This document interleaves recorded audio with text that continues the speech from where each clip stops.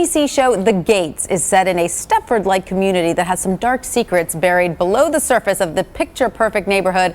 Some of the members of the community are humans and some aren't. It is a world filled with vampires, werewolves, and much more. We are so happy to have one of the stars of The Gates with us today, Rhona Mitra, who plays Claire Radcliffe, a vampire. Welcome, Rhona. It's great to have you here. Thank you very much for having me. So I guess you are one of the vampires. Correct. That live in this community. How does that work? Do the humans know they live among vampires? No. Ah, okay. Well, some find out as we go along, because we're not very good at covering our tracks, apparently. Or maybe I'm not very good at covering my tracks. So tell us a little bit of the premise. It's this beautiful neighborhood where it looks like everyone is living the perfect life, but yet. It's that thing, because I suppose we're aware of these gated communities where people wonder what goes on inside. And I think the idea is that you're supposed to be safe. Yeah. There's security, and there are these wonderfully manicured lawns, and everyone has competitive rose bushes and pretty dresses, Right. and they all drive, you know, the right car, the right hybrid, or whatever it is. And so the idea is that it's supposed to be a safe community. And I suppose the idea, what the creators were trying to do, was create an environment where if there were to be werewolves and monsters and demons in our world, where would they live? And this was the answer. So it's a little bit like a rehabilitation center, right, for vampires. That's very, very interesting. Now, of course, you play a vampire. Do you enjoy? This isn't the first time you played a vampire. You were also a vampire in Underworld: Rise of the Lycans. Yep. So, do you enjoy playing vampires? Apparently.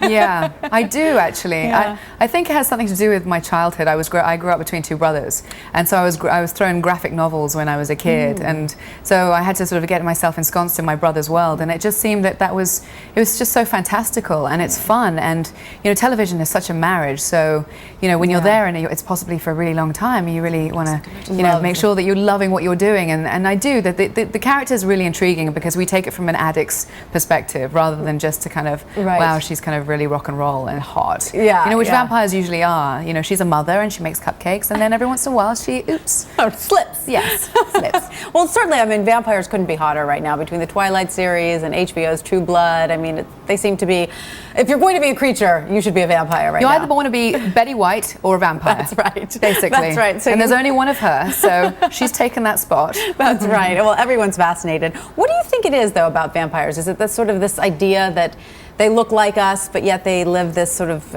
you know, fascinating alternate existence? I think what it is, because everyone's asking that question, what is it? And I think that there's a possibility that they're an extension of us. They could be an extension of us. And they have this strength and this confidence and this definition that I think that we all look for in ourselves. And I think as we become a little bit more vulnerable and fragile to the world and what's going on around us, I think we look to the things that we could live vicariously through. And they're sort of superheroes of sorts, you know, for better or for worse. There's something about their immortality and the fact they don't age. Sure. Oh my God. And they don't need Botox.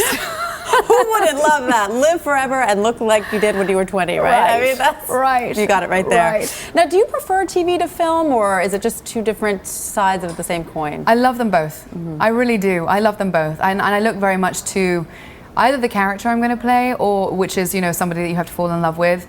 The people who are writing it, you have to see where they're at, because on television it's like they're your birth fathers. Right. And week to week they're writing your life for you. So you have to have some sort of respect for them, I suppose. Absolutely. And you know, film, you get to travel, so I love that. You love both. Yes, a little bit of both is perfect, which I kind of managed to do, knock on wood. Right. Not there's wood under here. Now, what kind of characters, moving on from vampires, would you like to play, do you think?